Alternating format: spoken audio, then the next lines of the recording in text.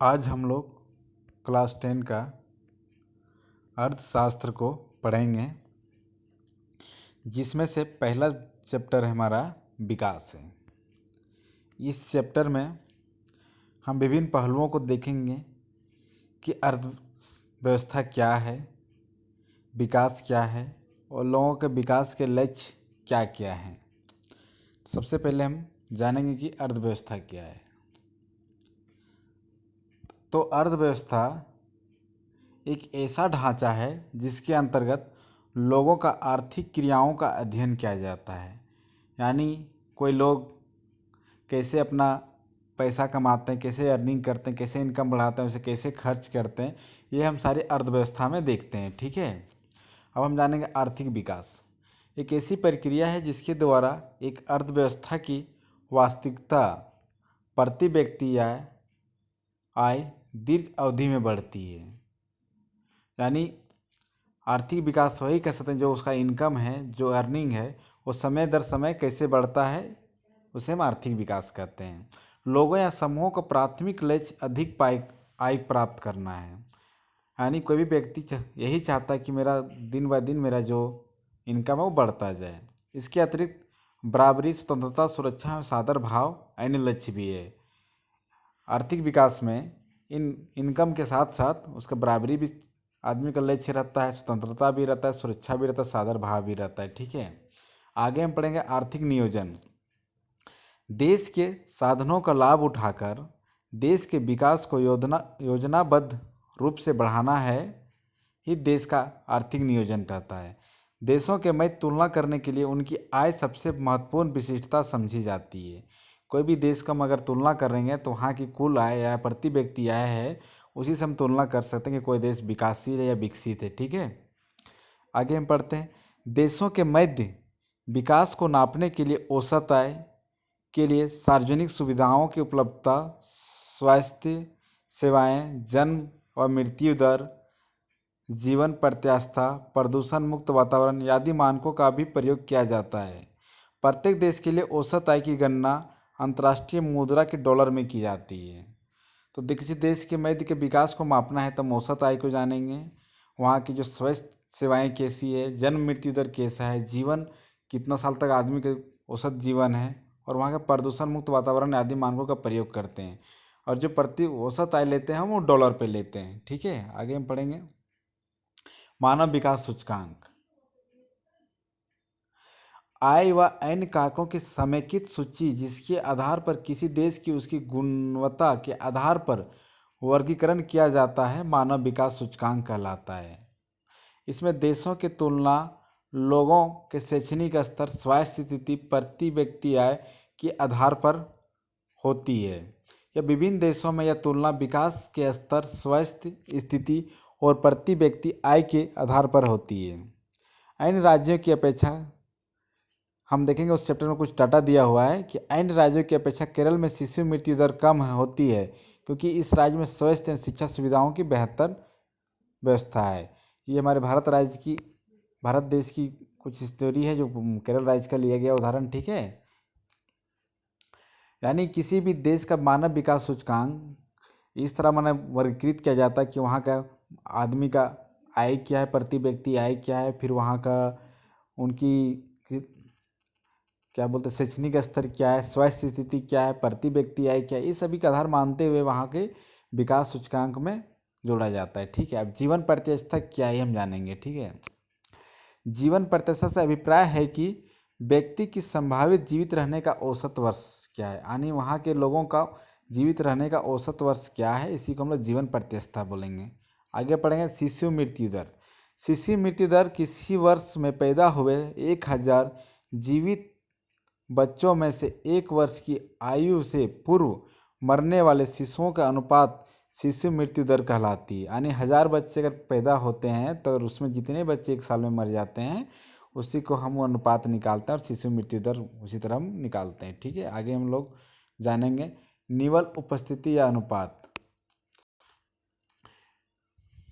6 से 10 वर्ष की आयु के स्कूल जाने वाले कुल बच्चों का उस आयु वर्ग के कुल बच्चों के साथ प्रतिशत अनुपात को निवल उपस्थिति अनुपात कहते हैं। यानी 6 से 10 साल के बच्चे जितने बच्चे स्कूल जाते हैं और वहाँ के कुल बच्चों को डिवाइड करते हैं तो निवल उपस्थिति अनुपात कहलाता है। ठीक है, आगे हम जानेंगे साक्षरता दर।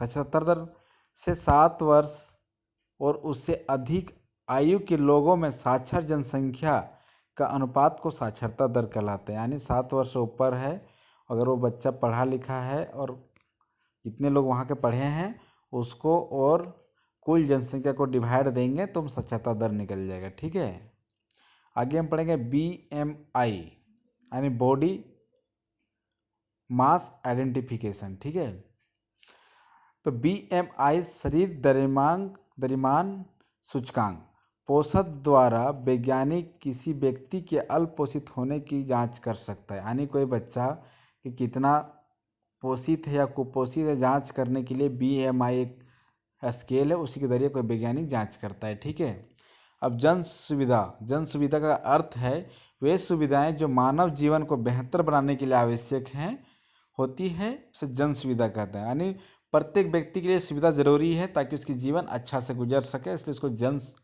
सुविधा कहते हैं। ठीक है, आगे है अनवीकरणीय संसाधन। ये संसाधन सीमित मात्रा में उपलब्ध हैं और उन्हें पुनः प्राप्त नहीं किया जा सकता है, इसे अनवीकरणीय संसाधन कहते हैं। यानी एक बार जो खत्म हो गया इसे हम दोबारा प्राप्त नहीं कर सकते हैं। ठीक है, आगे पढ़ेंगे विकसित देश की विशेषता। यानी कोई देश विकसित कैसे होता है, इसके लिए कुछ खास विशेषताएं होती है, हम लोग जानेंगे करके। पहला है नई तकनीक व विकसित उद्योग, यानी वहाँ पर नई तकनीक से और विकसित उद्योग मिलते हैं। दूसरा है उच्च स्तरीय रहन सहन, वहाँ के लोग को रहन सहन उच्च स्तरीय, वहाँ ये नहीं कि रोटी कपड़ा मकान के लिए लोग लड़ते रहते हैं, यानी उसके लिए नहीं है, वहाँ पर अच्छे से लोग रहते हैं, जीवन यापन ईजी है। ठीक है, तीसरा नंबर है उच्च प्रति व्यक्ति आय, वहाँ के लोगों का प्रति वर्ष जो इनकम है वो बहुत हाई रहता है। ठीक है, आगे साक्षरता दर उच्च, वहाँ के साक्षरता अनुपात जो उस देश की सबसे अधिक हाई रहती है, हायर डिग्रियाँ रहते हैं लोगों के पास। पाँचवा नंबर है लोगों की स्वास्थ्य स्थिति बेहतर, यानी जन्म दर मृत्यु दर पर नियंत्रण हो। ठीक है, यानी वहाँ के लोग ज़्यादा बीमार ना हो, वहाँ का पर्यावरण अच्छा हो और साथ ही साथ वहाँ की हॉस्पिटल सुविधाएं भी अच्छी हो। ठीक है, अब विकासशील देश की विशेषता पढ़ेंगे। अभी तो हम विकसित देश के पढ़े हैं। ठीक है, जिसमें अमेरिका, जापान, ब्रिटेन ये सारे देश आते हैं। हम अब विकासशील देश के बारे में पढ़ेंगे। पहला है औद्योगिक रूप से पिछड़े हुए, यानी वैसे देश जहाँ औद्योगिक अभी कम मात्रा में है, धीरे धीरे वहाँ बढ़ रहा है, उसे हम विकासशील देश कहेंगे। ठीक है, दूसरा में निम्न प्रति व्यक्ति है, वहाँ के लोगों का वार्षिक जो इनकम है प्रति व्यक्ति आय वो कम रहता है विकसित देश की अपेक्षा। ठीक है, तीसरा है साक्षरता दर निम्न, वहाँ के लोग थोड़ा कम पढ़े लिखे होते हैं, यहाँ का प्रत्येक व्यक्ति लगभग पढ़े हैं लेकिन उतना अनुपात में नहीं रहता जितना विकसित देश में रहते हैं। ठीक है, सामान्य रहन सहन, लोगों का जीवन जो है सामान्य रहन यानी रोटी कपड़ा मकान के लिए स्ट्रगलिंग करते रहता है, उससे हम सामान्य रहन सहन भी कह सकते हैं। ठीक है, आगे बेहतर स्वास्थ्य का भाव, यानी वहाँ पर अधिक मृत्यु दर हो, जो बच्चे लोग का मृत्यु जो हो जाता है 1000 वर्ष में, स्वस्थ मृत्यु दर बोलते हैं, शिशु मृत्यु दर वो अधिक हो, साथ ही साथ वहाँ का औसत आयु कम हो। ठीक है, इस तरह हम लोग विकासशील देश की विशेषताएं देख चुके हैं। ठीक है, आगे हम लोग पढ़ेंगे आय के अतिरिक्त वे कारण जो हमारे जीवन के महत्वपूर्ण भूमिका निभाते हैं। आय के अतिरिक्त बेहतर जीवन के लिए परिवार, रोजगार, मित्रता, सुरक्षा व समानता की भावना, शांतिपूर्ण माहौल आदि भी महत्वपूर्ण है, क्योंकि मुद्रा से केवल भौतिक वस्तुएं खरीदी जा सकती है। हम जानते हैं कि आय आय को ही हमारे जीवन में महत्वपूर्ण नहीं माना जाता, कि इनकम हो बहुत ज़रूरी है, उसके साथ हमें क्या होना चाहिए, हमारा परिवार खुशी से जीवन जीना चाहिए, रोजगार हमेशा हमको मिलना चाहिए, मित्रता रहना चाहिए, सुरक्षा रहना चाहिए, ऐसा ना कि कहीं मारपीट का हमेशा मेरा मन में डर बना रहे, समानता का भावना होना चाहिए, शांतिपूर्ण माहौल होना चाहिए। ठीक है, ये भी हमारे जीवन में महत्वपूर्ण भूमिका निभाते हैं। ठीक है, और कई भी पैसा से केवल भौतिक वस्तुएं खरीद सकते हैं, लेकिन ये सारी चीज़ हम नहीं खरीद सकते हैं। ठीक है, आगे पढ़ेंगे विकास की धारणीयता। तो विकास की धारणीयता से अभिप्राय है कि पर्यावरण को नुकसान पहुंचाए बिना विकास करना तथा वर्तमान पीढ़ियों ज़रूरतों के साथ साथ भावी पीढ़ियों की ज़रूरतों को ध्यान रखना पड़ता है। ठीक है, यानी विकास की धैर्यता से अभिप्राय है कि वर्तमान को नुकसान हम नहीं पहुंचाएंगे, पर्यावरण को नुकसान नहीं पहुंचाएंगे, और वर्तमान पीढ़ी जो हमारे साथ चल रहे हैं उनका भी ध्यान रखना है, और आने वाले पीढ़ी के लिए भी संसाधन हमें बचा के रखना है।